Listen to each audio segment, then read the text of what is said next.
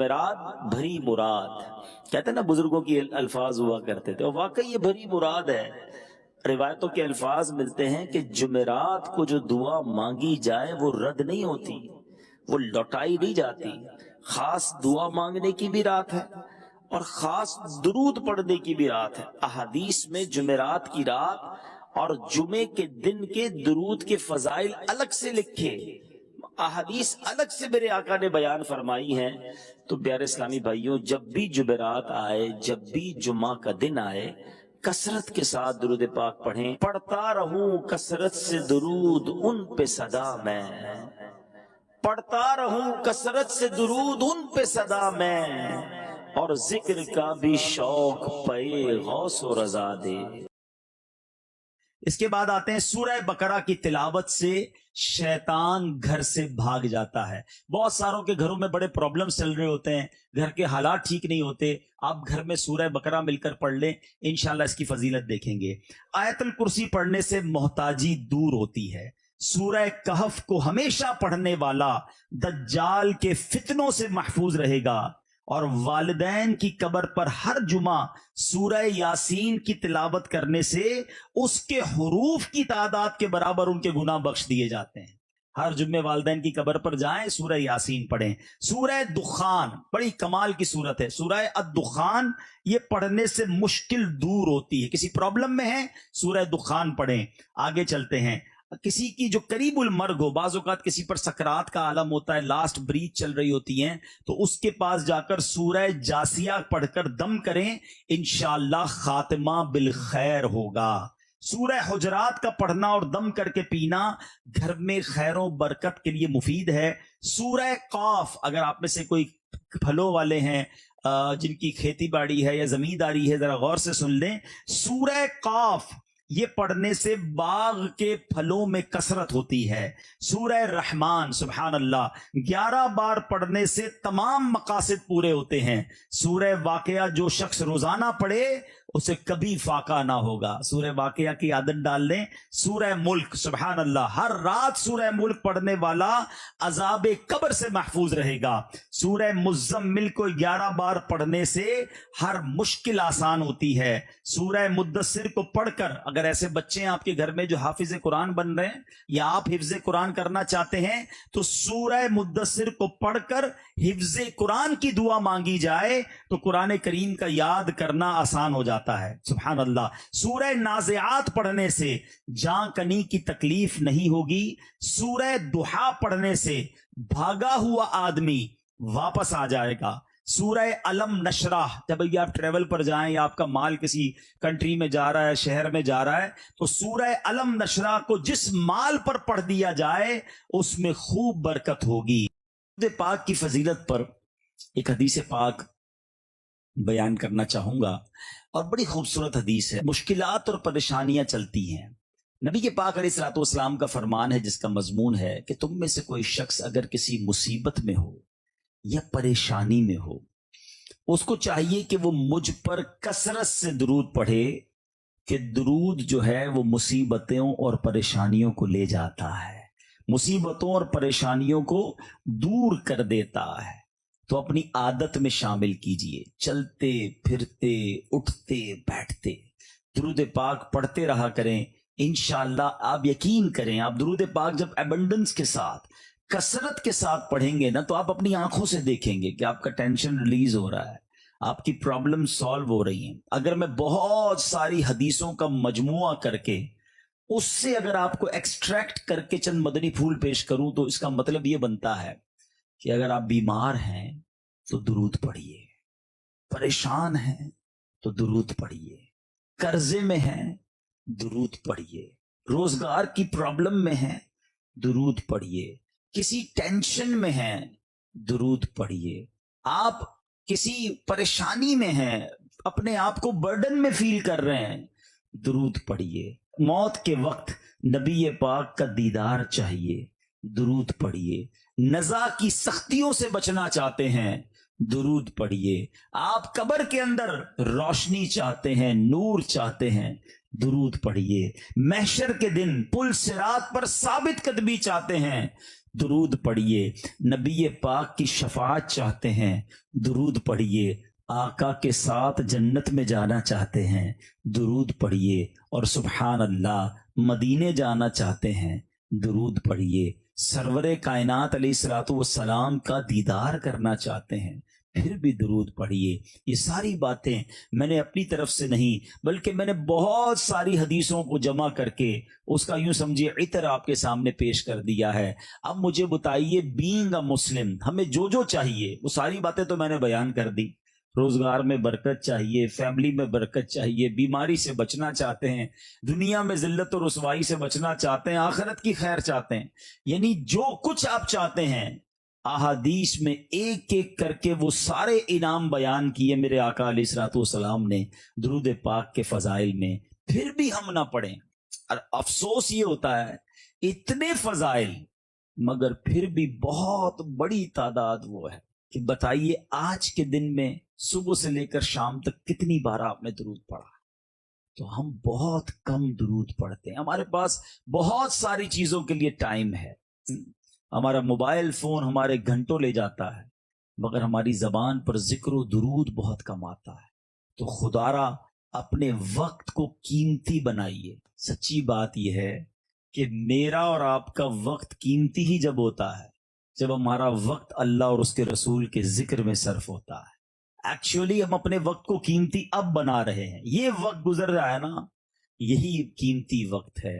اللہ ایسا وقت ہمیں بار بار نصیب فرمائے اور ہم اپنے شب و روز میں درود پاک کو شامل کریں. ایک بار محبت کے ساتھ باواز بلند درود پاک پڑھ لیں. صلو علی الحبیب صلی اللہ تعالی علی محمد صلی اللہ علیہ وسلم. اللہ تبارک و تعالیٰ قرآن مجید میں ارشاد فرماتا ہے, نبی پاک کی گفتگو کی مبارک گفتگو کی قسم یاد فرماتا ہے. اللہ فرماتا ہے وَقِيلِهِ يَا رَبِّ إِنَّ هَٰؤُلَاءِ قَوْمٌ لَا يُؤْمِنُونَ.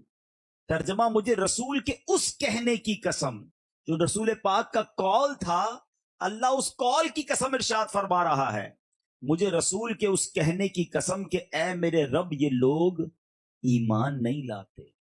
اللہ پاک نے اپنے محبوب پاک علیہ الصلوۃ والسلام کی عمر مبارک کی بھی قسم کھائی. اللہ نے قرآن میں فرمایا لعمرک انہم لفی سکرتہم یعمہون. ترجمہ, اے محبوب تمہاری جان کی قسم بے شک وہ اپنے نشے میں بھٹک رہے ہیں. اللہ نبی پاک کی قول کی بھی قسم ارشاد فرما رہا ہے, اللہ نبی پاک کی عمر مبارک کی بھی قسم ارشاد فرما رہا ہے. اللہ کریم قرآن میں ایک جگہ نبی پاک کے شہر کی, نبی پاک کی راہ گزر کی قسم کیسے ارشاد فرماتا ہے. اللہ فرماتا ہے لا اقسم بہذا البلد, یعنی مجھے اس شہر کی قسم, وانت حل بہذا البلد, نبی پاک جس شہر میں رہتے ہیں اللہ اس شہر کی قسم ارشاد فرما رہا.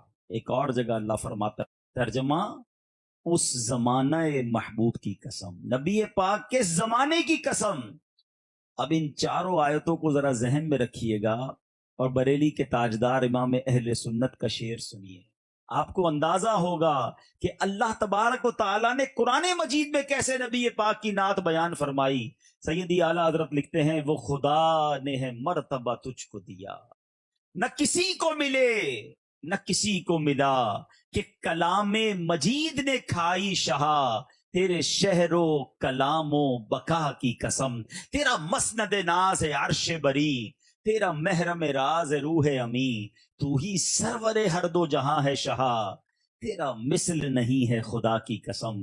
اللہ اکبر. میں آج ساری رات آپ کو قرآن پاک کی آیتیں ہی سناتا رہوں اور بتاتا چلوں کہ کہاں کہاں رب عز و جل نے نبی پاک کے ذکر کو کس طرح بلند فرمایا. مگر ایک چھوٹا سا جائزہ پیش کر کے میں اپنے موضوع کی طرف آؤں گا, اور یہاں میں آج پورا بیان انشاءاللہ کوشش کروں گا کہ صرف قرآن ہی کی بات کریں. دراصل قرآن سے ہمیں کیوں محبت نہ ہو؟ قرآن مجید ایک تو اللہ کی کتاب ہے, باقی عاشقان رسول سے میں ایک بات کرنا چاہوں گا. ہم نبی پاک کے بہت سارے معجزات کا ذکر سنتے ہیں اور یقیناً جو عاشقان رسول ہیں جب بھی نبی پاک کے معجزات کی بات کرتے ہیں ایمان تازہ ہی ہوتا ہے, دل خوش ہو جاتا ہے کہ سبحان اللہ، اللہ نے ہمارے آقا علیہ الصلوۃ والسلام کو کیسا مرتبہ عطا فرمایا، اور صحابہ کرام کی قسمت پر رشک بھی آتا ہے کہ انہوں نے اپنی آنکھوں سے چاند کے 2 ٹکڑے ہوتے دیکھے، اپنی آنکھوں سے سورج کو پلٹتے دیکھا، آقا علیہ الصلوۃ والسلام کی دعا پر بارش برستے بھی دیکھی، دعا فرمانے پر بارش رکتے بھی دیکھی، حضرت ابو قتادہ کی نکلی ہوئی آنکھ واپس لگ کر روشن ہوتے بھی دیکھی، اور لکڑی نبی پاک کسی صحابی کو پکڑائیں تو اسے تلوار بنتے بھی دیکھی۔ ایسے معجزات ہیں کہ بیان کرتے چلے جائیں، 5 انگلیوں سے 5 چشمے جاری ہوتے بھی صحابہ نے دیکھے، مگر ہم تو نہیں دیکھ سکے۔ ہم سن رہے ہیں اور انجوائے کرتے ہیں، ایمان تازہ کرتے ہیں، مگر آپ جانتے ہیں ایک معجزہ جس کو سب سے بڑا معجزہ کہا جاتا ہے، نبی پاک کے سارے معجزات میں سب سے بڑا معجزہ کون سا ہے؟ اعظم المعجزات جسے کہا جاتا ہے، the biggest miracle of رسول اللہ صلی اللہ تعالی علیہ وسلم، وہ ہے قرآن مجید فرقان حمید۔ وہ آج ہمارے درمیان ہے نا، اس کو تو ہم دیکھ سکتے ہیں، اس کا فیضان تو حاصل کر سکتے ہیں، مگر انفارچونیٹلی بہت بڑی تعداد ہماری قرآن نہیں پڑھتی، پڑھتے بھی نہیں ہیں اور اس کو انڈرسٹینڈ بھی نہیں کرتے۔ تو آج میں آپ کو قرآن سے انشاءاللہ نعت مصطفیٰ بھی سناؤں گا، انشاءاللہ قرآن سے بہت سارے پرابلمز کا علاج بھی بتاؤں گا، اور قرآن کا ایک بڑا تاریخی واقعہ بھی سناؤں گا۔ تو نبی پاک علیہ الصلوۃ والسلام فرماتے ہیں خیرکم من تعلم القرآن وعلمہ، تم میں بہترین وہ ہے، the best amongst you، جو قرآن سیکھے اور دوسروں کو سکھائے۔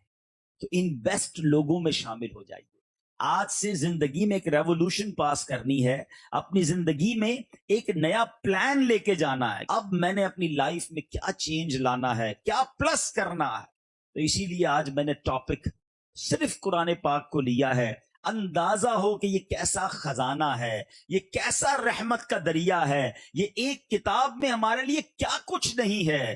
اللہ اکبر۔ پہلے بات چونکہ نعت مصطفیٰ سے چلی ہے تو میں آپ کو ایک بہت ہی خوبصورت جائزہ پیش کروں گا، مگر میں چاہوں گا کہ یہاں موجود اسلامی بھائیوں کی سبحان اللہ کی صدا بھی بلند ہوتی رہے۔ آپ ذرا سنیے گا، میں قرآن کی آیتوں کے بارے میں آپ کو بتانے جا رہا ہوں کہ اللہ تعالیٰ نے اپنے حبیب علیہ الصلوۃ والسلام کی نعت اور اپنے حبیب کا ذکر قرآن میں کس کس طرح کیا۔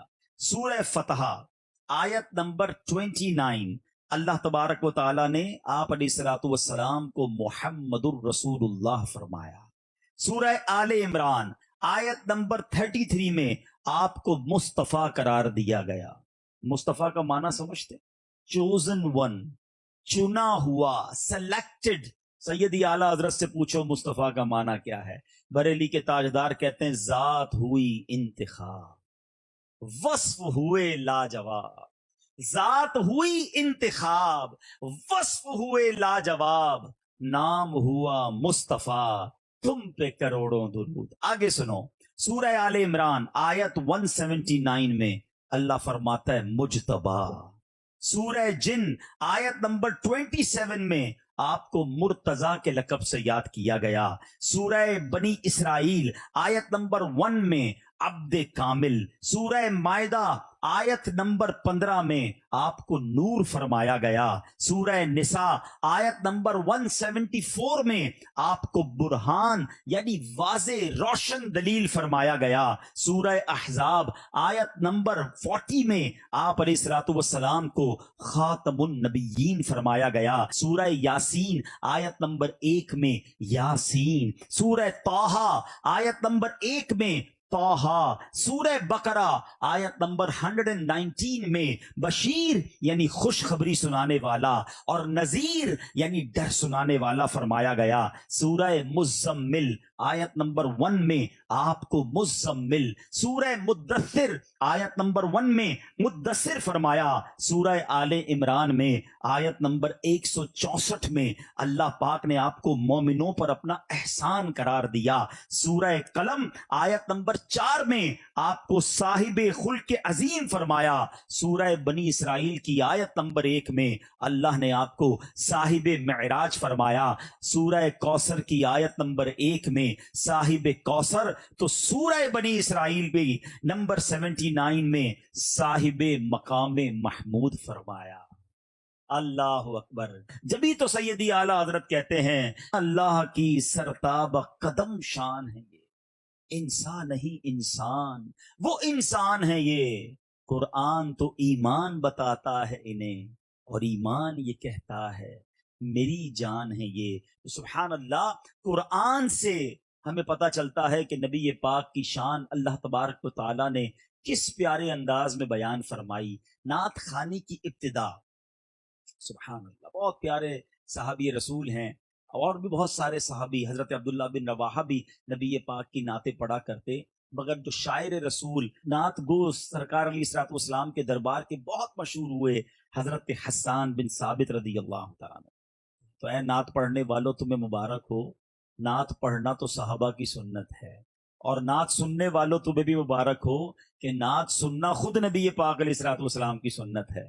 آقا علیہ الصلوۃ والسلام کی بارگاہ میں جو وہ شعر سناتے، اللہ اکبر. مگر جس شعر کی طرف میں توجہ دلانا چاہتا ہوں، شاید بہت سارے مسکنسیپشنز، بہت ساری غلط فہمیاں دور ہو جائیں، اگر یہ شعر یاد بھی ہو جائے، اس کا معنی بھی سمجھ آ جائے. توجہ سے سنیے گا تو کوئی وسوسہ دماغ میں نہ آئے، اس لیے میں نے سوچا کہ یہ اور کلیریفائی کر دوں. قرآن کی روشنی میں بھی آپ نے سن لیا، اب میں حدیث کی روشنی میں وہ شعر سناتا ہوں جو حدیث کی تمام بڑی کتابوں میں موجود ہے.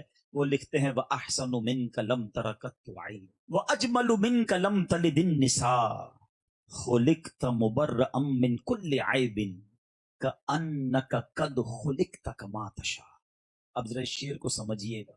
حضرت حسان بن ثابت کہتے ہیں وَأَحْسَنُ مِنْكَ لَمْ تَرَ قَطُّ عَيْنٌ، حضور آپ جیسا حسین میری آنکھوں نے دیکھا ہی نہیں. وَأَجْمَلُ مِنْكَ لَمْ تَلِدِ النِّسَاءُ، حضور آپ جیسا حسین و جمیل کسی ماں نے جنا ہی نہیں ہے. خُلِقْتَ مُبَرَّأً مِنْ كُلِّ عَيْبٍ، یا رسول اللہ، اللہ تعالیٰ نے آپ کو سارے عیبوں سے پاک بنایا ہے. كَأَنَّكَ قَدْ خُلِقْتَ كَمَا تَشَاءُ، حضور آپ کو رب نے ایسا بنایا ہے جیسا آپ چاہتے تھے.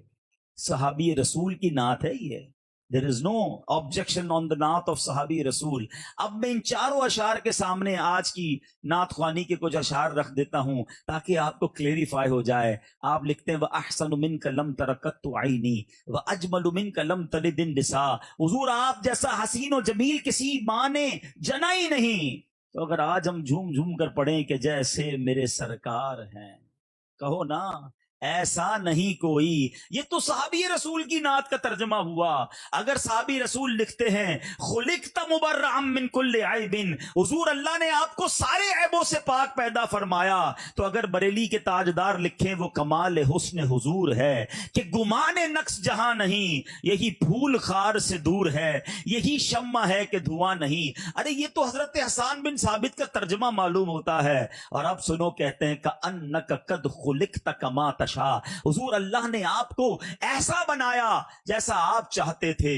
تو اگر میرے اعلیٰ حضرت لکھ دیں کہ خدا کی رضا چاہتے ہیں دو عالم، خدا چاہتا ہے رضائے محمد صلی اللہ تعالی علیہ وسلم، تو یہ وہی عقیدہ ہے، یہ وہی خیال ہے جو صحابہ کرام کے زمانے سے جاری ہے، اور آج بھی مسلمانوں میں ایسا ہی ہے. اللہ پاک ہمیں مرتے دم تک نبی پاک کے گیت گانے والوں میں شامل رکھے، سرکار کے چرچے کو بلند کرنے والوں میں ہمیں شامل رکھے. کیا خوبصورت التجا. مفتی اعظم ہند مصطفیٰ رضا خان صاحب نوری لکھتے ہیں دمے واپسی تک تیرے گیت گاؤں، دمے واپسی تک تیرے گیت گاؤں، محمد ممجد پکارا کروں میں، خدا خیر سے لائے وہ دن بھی نوری، مدینے کی گلیاں بہارا کروں میں. کیا خوبصورت التجا کرتے ہیں کہ میرا دین و ایمان، فرشتے جو پوچھیں، قبر میں پوچھیں گے نا فرشتے، سرکار کا عاشق نبی پاک کا دیدار بھی تو کرے گا نا. یہ عشق والی بات ہے کہ میرا دین و ایمان، فرشتے جو پوچھیں آقا تمہاری ہی جانب اشارہ کروں میں. آج میں آپ کو قرآن پاک کا ایک بڑا ہسٹوریکل واقعہ، کچھ واقعات وہ ہیں جو ہو چکے، مگر کچھ واقعات وہ ہیں جو ہونے ہیں. قرب قیامت سے پہلے کچھ قیامت کی نشانیاں آنی ہیں جن کو signs of day of judgment بھی کہا جاتا. کچھ لوگ اس حوالے سے بھی کنفیوز رہتے ہیں یا کنفیوز کرنے والے کرتے ہیں کہ نبی پاک علیہ الصلوۃ والسلام کو علم غیب تھا یا نہیں؟ ہم سب عاشقان رسول کا ماننا یہ ہے کہ اللہ کے بتائے سے، اس بات کو یاد رکھیے، کوئی کنفیوژن نہیں ہے، اللہ تعالیٰ نے جتنا اپنے حبیب کو علم دیا، اللہ نے دیا نا، تو اللہ کے بتائے سے نبی پاک علیہ الصلوۃ والسلام کے پاس علم غیب تھا اور ہے۔ اچھا، اب اس کی بہت آسان مثال، بہت سارے کلیریفائی ہو جائیں گے کہ قیامت کی نشانیاں کیا ہیں۔ یہ تو ہوا نہیں ہے نا، تو سب ہوگا۔ قیامت سے پہلے کی نشانیاں کیا قرآن میں ہیں یا حدیث میں ہیں؟ نبی پاک علیہ الصلوۃ والسلام نے ساری ایک ایک کر کے قیامت کی نشانیاں بیان کی۔ یہ سارا علم غیبی تو ہے، یہ کہاں سے پتا چلا؟ احادیث کے ذریعے میں پتا چلا کہ قیامت سے پہلے دجال آئے گا، قیامت سے پہلے دابت الارض آئے گا، قیامت سے پہلے حضرت عیسیٰ علیہ الصلوۃ والسلام تشریف لائیں گے، قیامت سے پہلے امام مہدی آئیں گے، جناب فلاں علاقوں میں زلزلہ آئے گا۔ یہ ساری باتیں کہاں سے پتا چل رہی ہیں؟ آج دنیا مانتی ہے قیامت کی نشانیوں کو، موٹی موٹی کتابیں لکھ دی گئیں۔ سارا علم غیبی تو ہے، نبی پاک نے آنے والی خبریں دی ہیں۔ تو بہت خوبصورت شاعر نے بات لکھی، جو ہو چکا ہے جو ہوگا حضور جانتے ہیں۔ تو آج میں قرآن اور حدیث سے ایک ایسا واقعہ جو کہ ہونا ہے، اور وہ ہے یاجوج ماجوج کا خروج، یہ قیامت سے پہلے ہوگا۔ حضرت ذوالقرنین کی پہلے بات کرتے ہیں۔ دنیا میں 4 لوگ ایسے گزرے ہیں جنہوں نے پوری دنیا پر حکومت کی، ٹھیک ہے؟ اس میں 2 تھے کافر اور 2 تھے ایمان والے۔ جو ایمان والے تھے ان میں ایک حضرت سلیمان علیہ السلام، اللہ کے نبی، جن کی پوری دنیا پر حکومت رہی، اور ایک حضرت ذوالقرنین۔ حضرت ذوالقرنین یہ اللہ کے نبی نہیں تھے، مگر یہ اللہ کے ولی تھے اور بہت بڑے بزرگ تھے۔ آپ نے پوری دنیا کا ٹریول کیا۔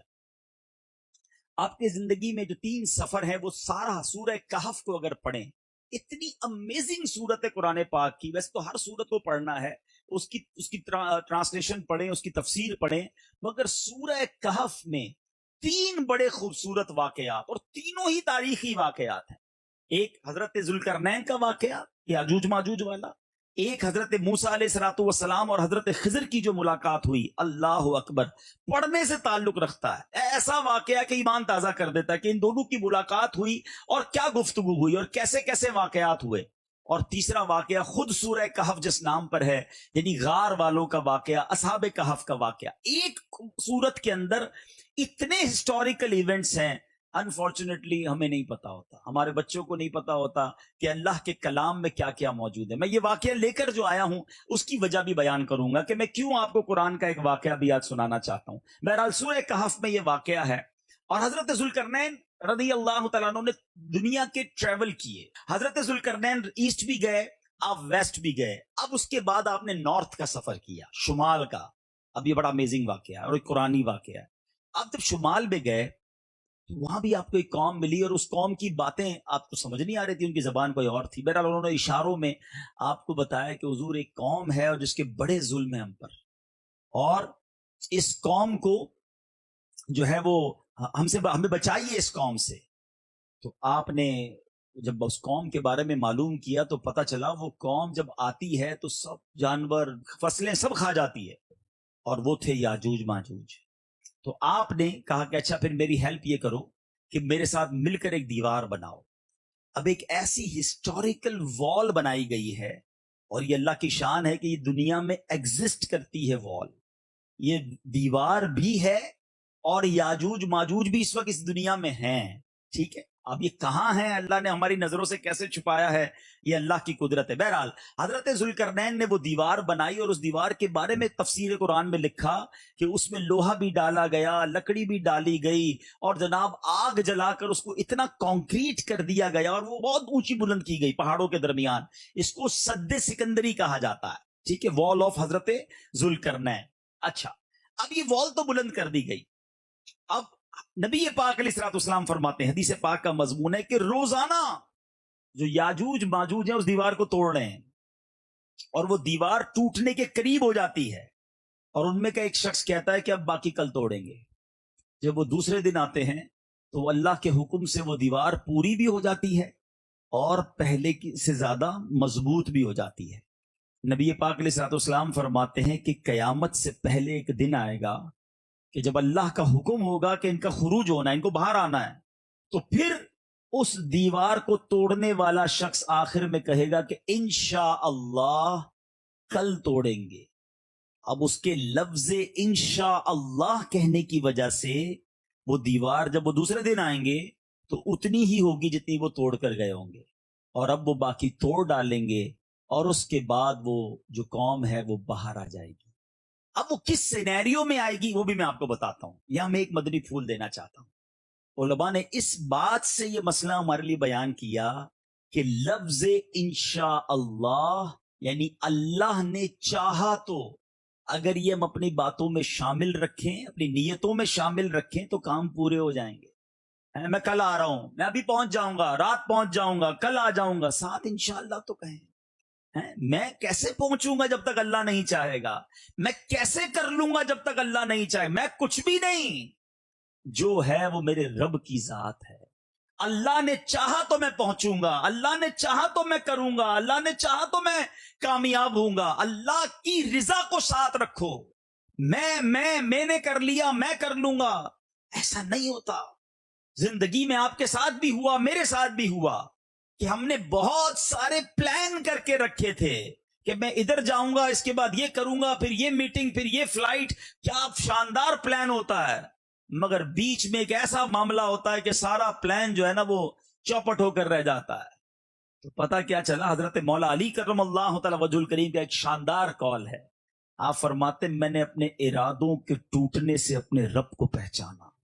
مجھے پتا چل گیا کہ میں ارادہ کروں اور ہے وہ کس طرح ڈیمولش ہو جاتا ہے سارا پلان. تو یہ اللہ جب چاہے جو چاہے وہی ہوتا ہے. بہرحال اب ذرا سینیریو سمجھیے گا. یہ ساری باتیں میں آپ کو بہت ساری احادیث سے گویا ایکسٹریکٹ کر کے بتا رہا ہوں، نکال کر اس کا عطر دے رہا ہوں. ہوگا کیا؟ قیامت جب قریب آئے گی، پہلے امام مہدی کا ظہور ہوگا. امام مہدی کعبہ مشرفہ میں لوگ طواف کر رہے ہوں گے، اور دوران طواف یہ غیب سے ندا آئے گی. امام مہدی بھی طواف کر رہے ہوں گے کہ یہ امام مہدی ہیں، سارے لوگ ان سے بیعت کریں. پوری دنیا کے ابدال جو ہوں گے، اولیاء کرام اس وقت طواف میں مشغول ہوں گے، وہ امام مہدی کے ہاتھ پر بیعت کر لیں گے. اور اب امام مہدی جو ہے وہ مسلمانوں کو گویا لیڈ کریں گے. لیکن اس کے بعد دجال آئے گا، اور اس دجال نے بڑی تباہی مچائی ہوئی ہوگی. اس دجال نے بہت پرابلم کریٹ کیا ہوا ہوگا. ایک طویل داستان ہے، لیکن مسلمان بہت تکلیف میں ہوں گے دجال کی وجہ سے. امام مہدی مسلمانوں کو لے کر شام میں چلے جائیں گے.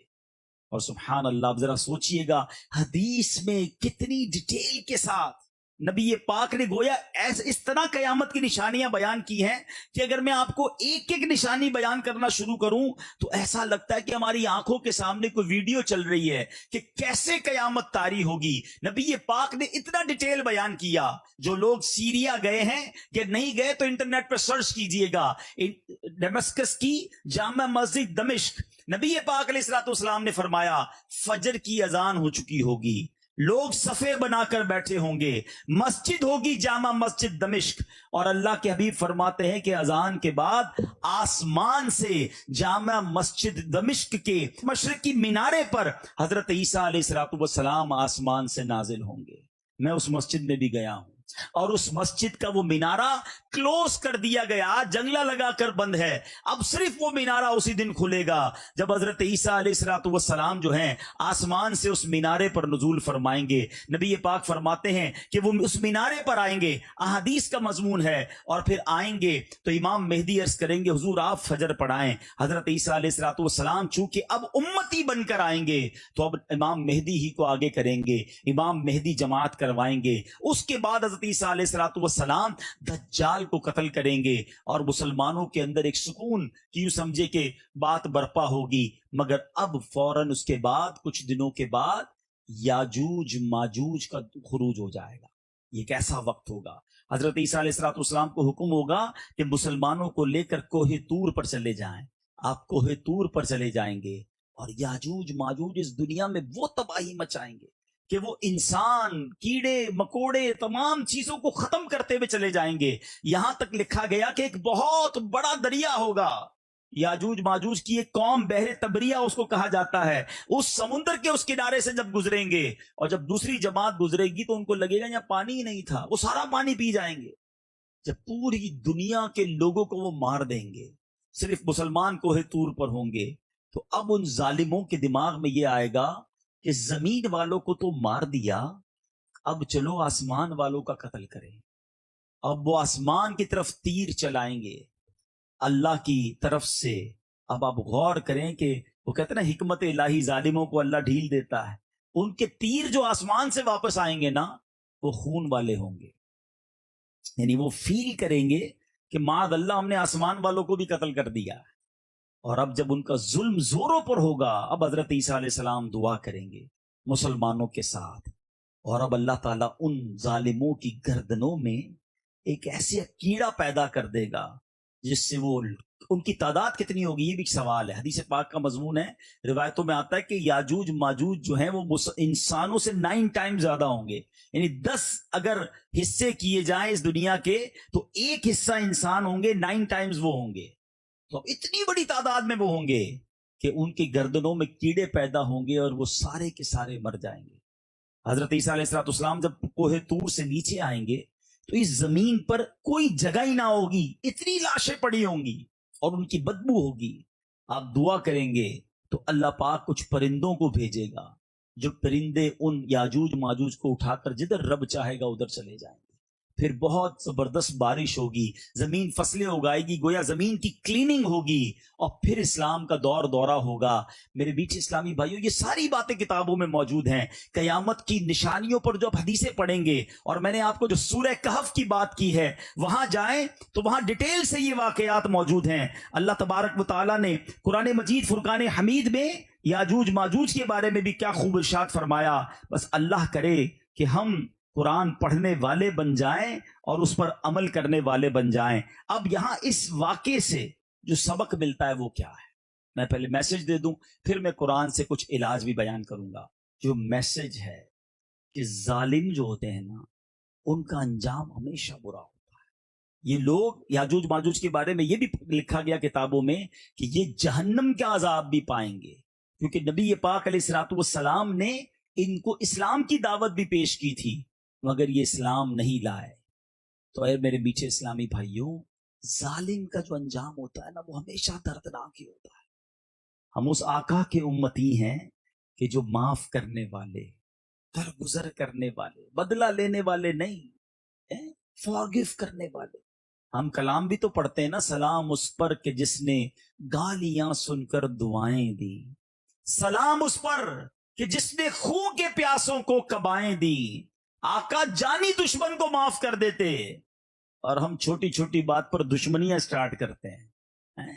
فلاں کو تو نہیں چھوڑوں گا، فلاں سے تو بدلہ لوں گا، اس کو تو میں بتاؤں گا میں کون ہوں.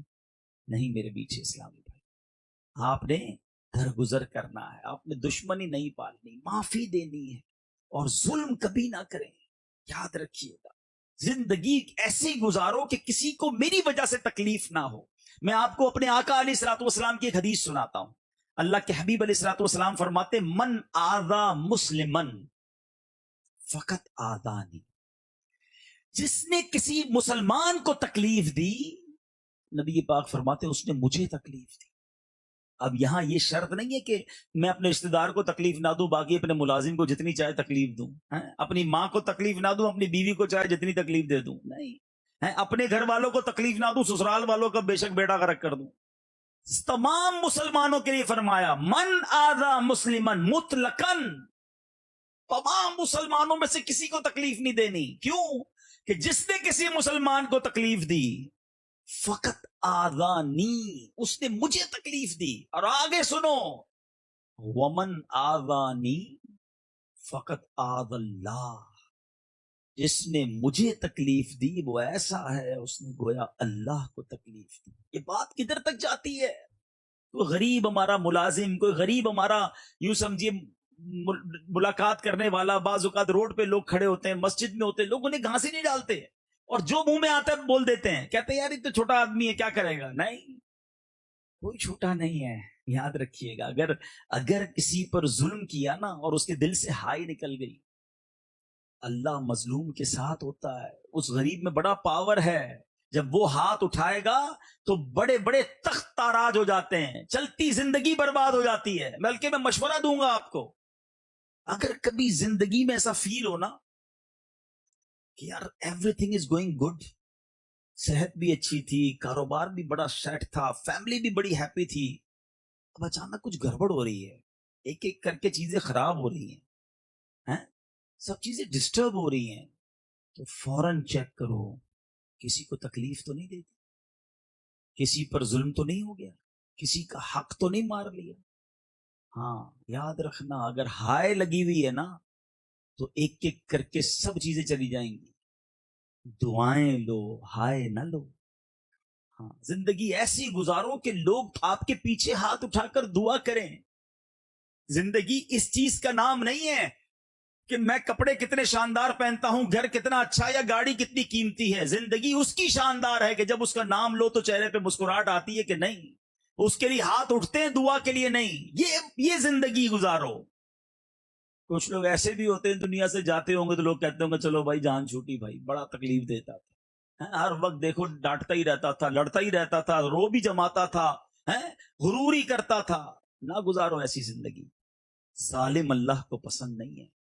نبی پاک کے امتی ہو, سافٹ ہو جاؤ, نرم ہو جائیں, اپنے غریب بھائیوں کے ساتھ, ملازمین کے ساتھ بھی اچھا سلوک کریں کہ دانا خاک میں مل کر گلے گلزار ہوتا ہے.